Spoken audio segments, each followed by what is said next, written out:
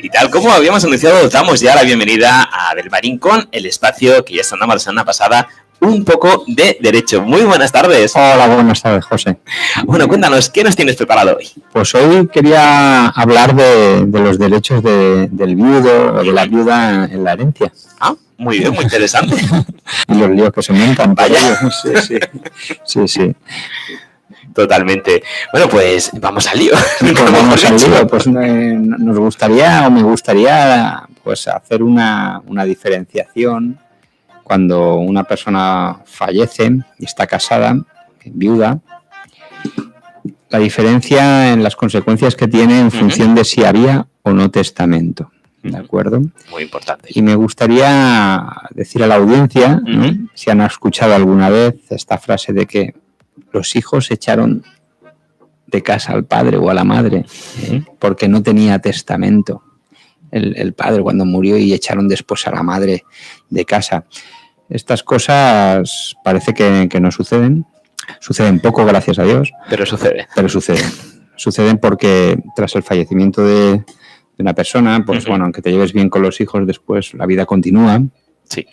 Hay hombres y mujeres que después contraen nuevo matrimonio o se echan novio o novia y los conflictos empiezan aquí. Sí. ¿De acuerdo? O sea, dice, no, todo para mi madre. Bueno, todo para tu madre hasta que tu madre se hace novio con otro señor y ese señor duerme en la casa de tus padres, en su habitación, y entonces ya empieza la cosa a molestar.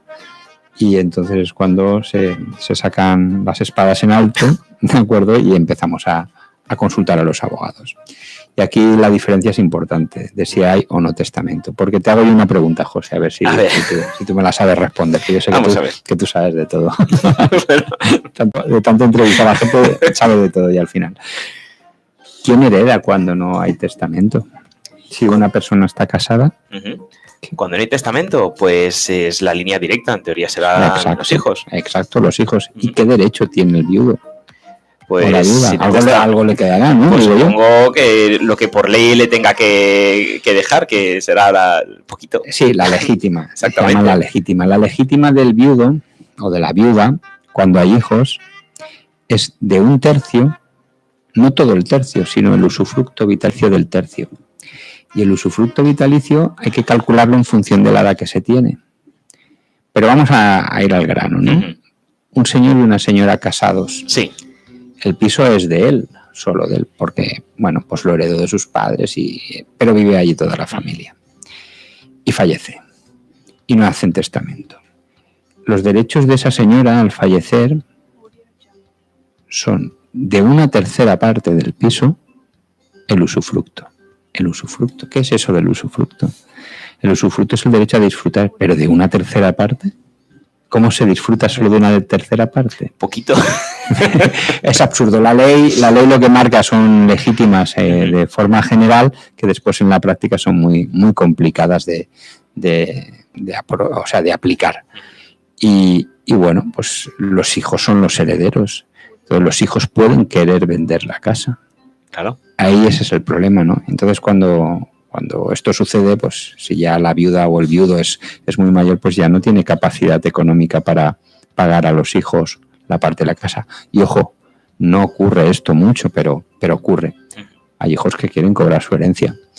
Por eso es importante hacer testamento, para dar el máximo de derechos al viudo o a la viuda. Siempre y cuando quieras, evidentemente. Claro. Puede que no quieras, puede que digas, bueno, yo quiero más a mis hijos y mi esposa... Pero en el propio testamento se puede también decir eso. Sí. En el testamento hay que respetar las legítimas. Bueno, también se puede desheredar en un testamento, ¿de acuerdo? Pero sí, evidentemente sí. ¿Y cuál es la edad adecuada para hacer el testamento? Porque parece ser que cuando uno hace el testamento da un poco de mal rollo diciendo, ostras, voy a hacer testamento, ya es que me queda poco. O cuando ves que tus padres hacen el testamento, ya es como diciendo, ostras, lo han hecho porque ya piensan que... No sé, a lo mejor hay que desmitificar esto. No. Nosotros decimos siempre que en la vida hay que hacer tantos testamentos como la vida te vaya cambiando. ¿Vale? No se trata de hacer un testamento y ya olvidarse. Vamos a ver, si eres soltero, sin hijos y vives con los padres, no te hace falta un testamento. ¿Vale? Porque normalmente no tienes un duro y poca cosa hay que heredar ahí. Pero cuando ya tienes actividad económica, cuando ya trabajas, cuando ya tienes una hipoteca, cuando ya convives con alguien y sobre todo cuando hay hijos, después hay divorcios, separaciones, todos estos cambios vitales, todos estos cambios de la vida, sería importante adecuarlos en un testamento. ¿De acuerdo? Y eso puede significar hacer 3 o 4 testamentos en una vida en función de las circunstancias. ¿Cuándo? Pues, es decir, cuando sales del nido y empiezas a compartir el piso con tu pareja y, bueno, dices, bueno, estamos pagando ya 10 años la hipoteca, no nos hemos casado, o sí nos hemos casado y bueno, ¿qué pasa si me muero yo de un accidente yendo al trabajo? Hemos pagado 10 años, hasta esto va a ser para mis padres, ¿cómo se queda tu pareja, no? Es decir, no tiene ningún derecho, tiene que discutir con los padres, parece una tontería, ¿no? Hay poca mortalidad realmente, la gente, pues bueno, pues solemos vivir. Sí, pero hay accidentes también, hay enfermedades sobrevenidas. Claro, es que te puede caer una maceta en la cabeza cuando vas a coger el autobús y dejarte tieso. Sí, o un simple accidente laboral o de tráfico. Sí. Entonces, en eso también aconsejamos siempre, ya te digo, hacer testamento en el momento que hay patrimonio, aunque sea poquito. Curioso. Bueno, eso está bien saberlo porque no sé por qué, pero la palabra testamento siempre lleva adherido a una serie de connotaciones que... Nos da, como se dice popularmente, yuyu. No quiero pensar en eso. Y no solo hay que hacer no solo aconsejamos hacer testamento, sino hacerlo bien. ¿Vale? Porque ¿en qué nos encontramos normalmente? Nos encontramos con que uno hace testamento, va al notario y en el notario normalmente pues te sacan una plantilla tipo, ¿vale? Que es la que firma la mayoría de la gente. Y pues de 100 testamentos que leemos en el despacho, pues 98 son iguales. Da igual el matrimonio, da igual, es decir, pues dan lo habitual del uno para el otro, que eso no existe realmente, se le da el usufructo al viudo, se dice a los hijos por partes iguales, bueno, pero oye, un testamento, ¿todas las familias son iguales? No todas las familias no son iguales. Uno puede enviudar a la edad de 80 años, te da un poco más igual, o puedes enviudar a la edad de 45 años con los niños pequeños. No es lo mismo. Ojo, cuando hay menores de edad o si tienes un hijo con una discapacidad intelectual o una discapacidad física que le quieres mejorar. Bueno, los años de experiencia me dicen que no hay 2 casos iguales, que lo importante como abogado especializado en testamentos y en herencias es hacer un traje a medida de cada familia. Sí, no, la verdad es que sí, además es muy importante lo que has comentado de si hay niños o si hay niños además que tienen alguna discapacidad. Porque claro, el miedo que tienen muchos padres en ese caso es decir, cuando yo me vaya, ¿qué va a ser de él o qué va a pasar con él? Sí, parece que los padres con niños con discapacidad pues se resisten a dejar este mundo, ¿no? Que dicen que va a ser de él, ¿no? Nosotros asesoramos de forma gratuita a alguna ONG con discapacitados y el temor y la angustia de estos padres es siempre igual. Y bueno, les ayudamos a redactar esos testamentos, a favorecerles. También es verdad que este tipo de familias se crean unos vínculos afectivos muy, muy potentes, muy fuertes y normalmente los niños con discapacidad pues llegan a la edad adulta y se van criando en un ambiente donde sus hermanos, la solidaridad, quiero hablar, que es muy, muy, muy intensa, ¿no? Pero aún así un testamento pues puede dejar los puntos sobre las IES sobre lo que se quería. ¿Y qué puntos fundamentales hay que tener en cuenta para hacer un testamento? Aparte a lo mejor de los propios bienes materiales que puedas tener, pero ¿qué puntos no hay que olvidarse? ¿O qué hay que matizar para luego darse cuenta? Es que mira, si hubiera puesto en vez de esto, es que está mal redactado o no se acordó de poner esta cláusula y por eso tú tienes ahora que esto. Esto podría llevarnos horas o días, ¿de acuerdo? Un testamento pueden ser 2 folios y estar bien redactado, o pueden ser 40 folios y estar fatalmente redactados. ¿De acuerdo? Lo que es importante es que el testador, la persona que hace el testamento, tenga claro, visualice, o lo que yo le pregunto normalmente a la persona que viene a hacer un testamento, ¿cuál es la foto final que te gustaría tras tu tras tu muerte? ¿Cómo te gustaría que quedara el patrimonio? Cuéntame, nárrame con tus propias palabras cómo querrías que respecto a los bienes transcurriera la vida económica de tu mujer y de tus hijos, ¿no? Y ahí es cuando te explican, y lo que hacemos nosotros es adecuar eso a esa narración de cómo le gustaría que sucedieran las cosas, porque la gente al final no sabe derecho. Claro. Y entonces dices, bueno, ¿qué puntos resaltarías? Bueno, no, ¿qué puntos no? Cuéntame tu historia. Tú me cuentas tu historia, la historia de tu familia, de cómo habéis llegado hasta aquí, qué temores tienes. Siempre hay unos hijos que son de una determinada forma, otros hijos de otra, unos necesitan más ayuda, otros menos, a lo mejor quieres que todos sean por partes iguales.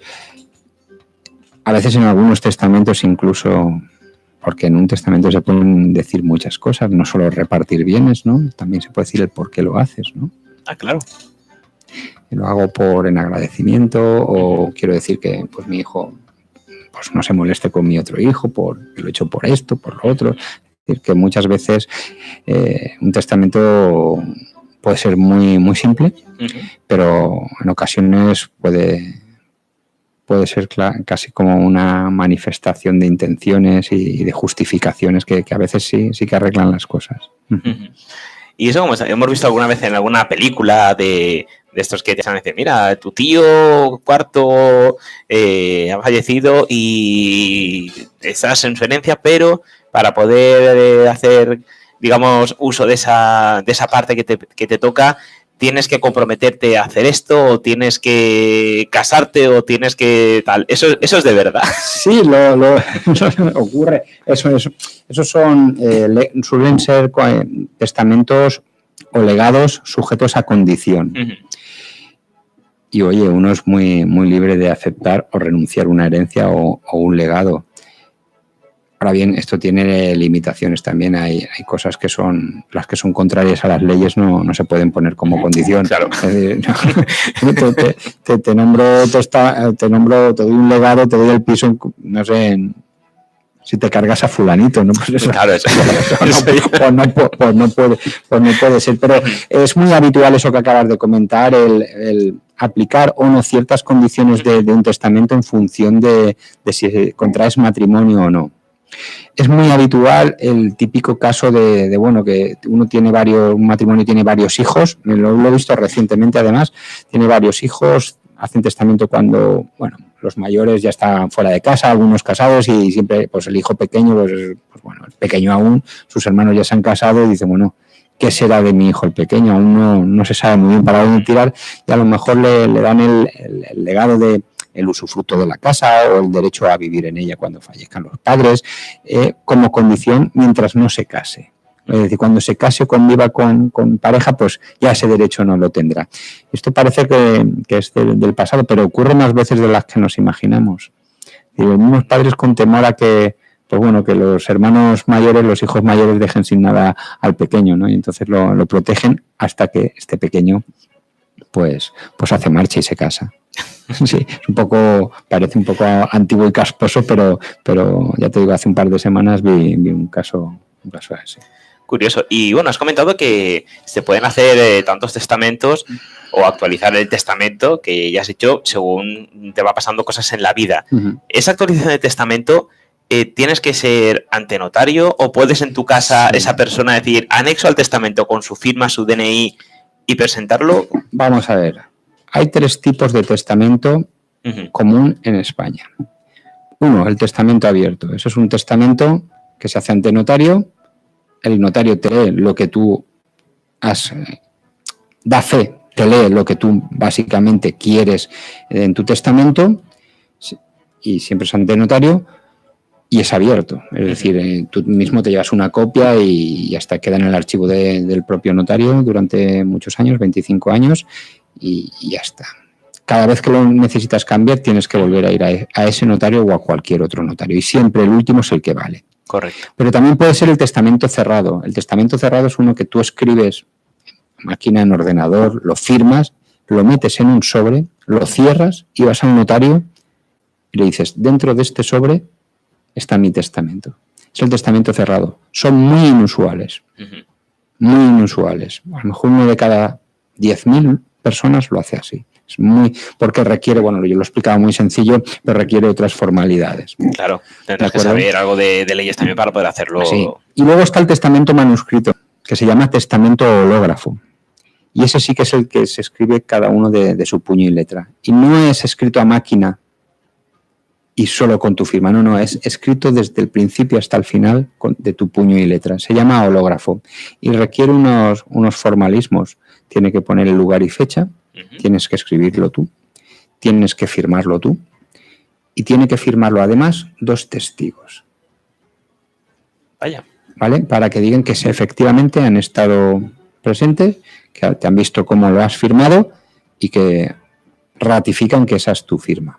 Cuando fallece la persona, y de estos no son tan inusuales, ¿de acuerdo? Porque hay personas que a lo mejor hacen un testamento ante notario, se lo enseñan a sus hijos, pero después cuando ya están malitos y que no les apetece contárselo ni al notario lo que ellos quieren. Yo he visto testamentos manuscritos, hológrafos, que cambian radicalmente lo que habían dicho ante el notario. Claro. ¿Vale? Bueno, ¿qué pasa cuando fallecen? Pues que hay que homologarlo judicialmente, es decir, siempre va a haber alguno que diga, oye, mira, yo he encontrado este testamento en la mesilla de noche, el papá o la mamá me dijo que había redactado en el último momento uno a mano. Claro, ahí puede haber cambios que no satisfagan a todos los hermanos o a todos los hijos. Entonces, de todas maneras hay que llevarlo al juzgado y todos los interesados se llaman y si reconocen la letra y la caligrafía y la firma, pasan también esos 2 testigos que firmaron y le dicen al juez que efectivamente son ellos, o sea que son testigos en ese momento y también ante el juez. Si hay algún hermano que dice, no, pues tengo dudas, pues se hace ya una pericial caligráfica, ¿vale? Pues como en las películas, ¿no? Y si todo está bien, pues ya queda sentenciado, ¿no? O sea que ese digamos prevalece con el que se presentó en un notario, entonces el que está claro, por esto es muy importante, he dicho que una de las formalidades es que ponga lugar y fecha. La fecha, claro. ¿Vale? Es muy importante, es muy importante. El lugar, ¿por qué? Porque nuestro derecho, pues existe en España, hay territorios forales y no es lo mismo un testamento firmado en Zaragoza que un testamento firmado en Valencia o en Sevilla, ¿de acuerdo? Sobre todo si se tiene el domicilio o se cambia de domicilio en España, eso es importante. Y la fecha, súper importante, ¿de acuerdo? Porque siempre va a ser el último el último firmado es el válido, el vigente. Y en el tema de los testamentos, porque, a ver, hay familias muy bien avenidas, por supuesto, pero hay algunas familias que no son tan bien avenidas. Entonces, puede darse el caso de que los hijos o los familiares cercanos que ya se huelan que hay un testamento, que la persona está a punto de fallecer y no saben exactamente lo que les toca, que vayan al notario y digan, quiero consultar el testamento de mi padre, de mi tío, para ver un poco lo que ha puesto, o es secreto. El testamento es un acto personalísimo, dice el Código Civil, es decir, es lo más secreto que hay. Uno no puede consultar el testamento de otra persona. Ni siquiera puede consultar los testamentos anteriores. Es decir, una persona dice, bueno, es que hizo 3 testamentos, en uno me nombró heredero, en otro me desheredó y en el tercero me ha dado por menos. Ojo, solo el heredero puede después ver todos los testamentos. Un testamento es personalísimo, secretísimo, no se puede ver por más que el notario que lo leyó y el testador. Y luego también se han visto personas que tienen mucho dinero y dejan verdaderas fortunas, que o bien porque la persona, en ese caso, pongamos que sea su hijo, es menor, o bien porque no se fía muy bien de cómo va a suministrar esas ganancias, delega a la persona que fallece como un administrador y que esa persona sea la que administre el dinero según necesidades del heredero. No puede disponer abiertamente el heredero del dinero, sino que hay un administrador que se lo va suministrando. Sí, lo que pasa que, bueno, es que hay hijos que dices cuando herede se lo funden 2 días, ¿no? Sí, hay muchas preocupaciones, hay toxicomanías, hay enfermedades mentales que, bueno, y sobre todo hay muchas personas con enfermedad mental lo que son carne de cañón, víctimas, ¿no? Entonces dice, bueno, se va a juntar los 4 buitres a su alrededor y se lo van a limpiar en 4 días y esto es así. Sí, se puede nombrar administrador, pero ojo, la ley dice que tenemos derecho a recibir nuestra legítima libre de toda carga o gravamen, sin limitación alguna. Entonces, ahí, si hablamos de una limitación temporal, pues aún podríamos... Sí, que sería el caso que fuera menor de edad. Claro, sí. Bueno, en un menor de edad no hay mucho problema, porque siempre va a estar protegido por la persona que tenga su tutoría, ¿no? Uh-huh. Es un tema complicado. Es que no hay 2 familias iguales. Es que no hay 2 casos iguales. Los menores de edad, muchas familias, mira, lo que solemos hacer cuando hay menores de edad es proponer en el testamento quién nos gustaría que fuera los tutores de nuestros hijos hasta que cumplan la mayoría de edad. ¿Qué es lo que se llama la albacea? ¿O? No, son cosas distintas. Son distintas. O sea, por una parte, decir, vale, tengo unos niños pequeños, de 5 y 6 añitos, ¿de acuerdo? Si nos pasa algo a mi mujer y a mí fallecemos, propongo a mi hermano y a mi cuñado o a mi hermana y a mi cuñada preferentemente para que sean los tutores. Cuestión distinta es el albacea o el contador partidor, ¿vale? Que son figuras muy parecidas. ¿Esto es quién ordenas tú para la administración de los bienes o para el propio reparto de la herencia? ¿Vale? Que son cosas distintas. El albacea gestiona el patrimonio hasta que se entrega la herencia y el contador partidor solo reparte, decide cómo se parte, ¿de acuerdo? Esto es muy útil cuando hay menores o incapaces, porque evitamos que se prolonguen los plazos y que estemos liados ahí mucho tiempo. Y lo de nombrar tutor no corresponde al testador, es decir, pero sí que se puede sugerir en el testamento. Es decir, en casi todos los casos cuando en el propio testamento ya dices, bueno, yo mira a mi hermano, porque me fío mucho de él, pues me gustaría que fuera el tutor de mis hijos. Normalmente el juez y el fiscal pues o la fiscal van a hacer caso al testador. Mejor que el padre o la madre no sabían quién era el futuro tutor idóneo. Pero al final quien nombra a un tutor no es el padre ni la madre. Ajá.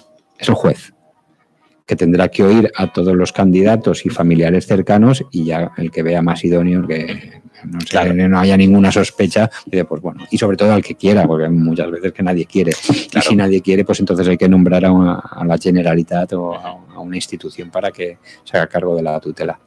Bueno, en este caso, si digamos coincide la persona que se sugiere en el testamento, que sea esa persona está encantada de serlo, pues el juez a lo mejor lo tiene fácil. Dice, si él quiere, tú quieres, pues perfecto, otra cosa, no vamos a liar más el asunto. Sí.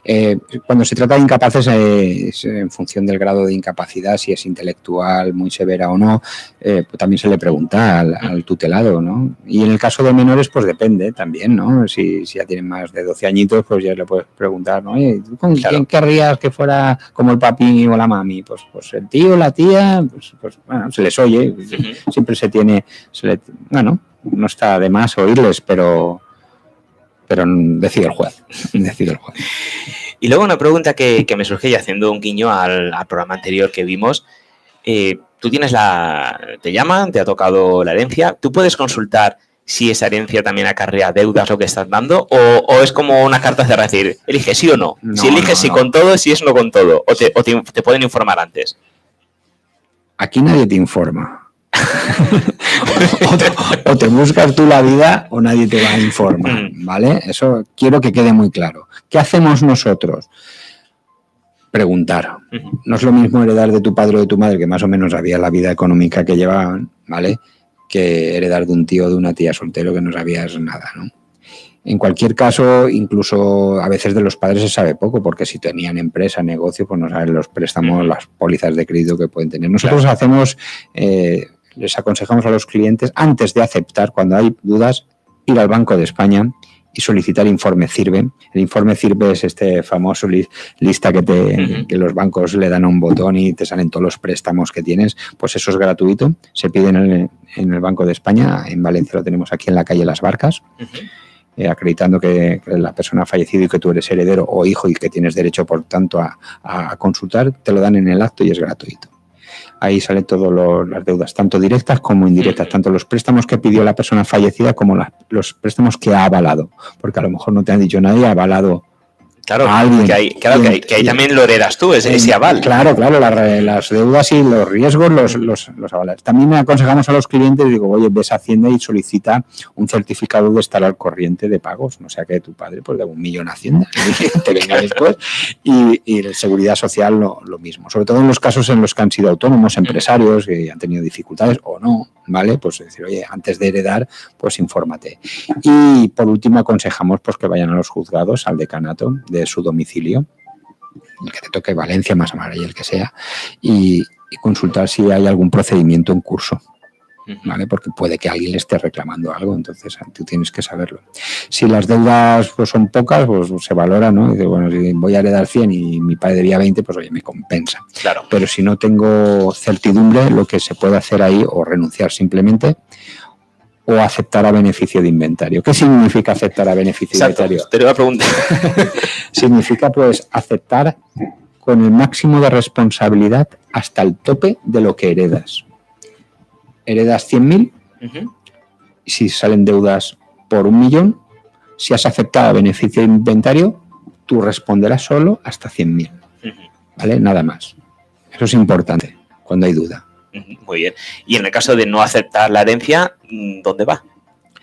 Al siguiente en la línea de sucesión. Y dirás, ¿qué narices significa esto? Bueno, el orden de heredar en España es el siguiente. Descendientes, si tú renuncias, tus hijos. Y si tus hijos renuncian y tienes nietos, hasta los nietos. Y si no, a los bisnietos. O sea, que no caduca, por lo que veo. Hasta el 4º grado. Cuarto grado. Si no hay hijos, a los padres y a los abuelos. Y si no hay hijos, o sea, ni padres ni abuelos, a los colaterales, a los tíos y a los primos hermanos, hasta el 4º grado. Esto es como es un árbol genealógico. Sí. Tu abuelo 1 grado, tus tíos otro grado, ¿de acuerdo? 2º grado, tus primos 3er grado, y así sucesivamente hasta el 4º grado.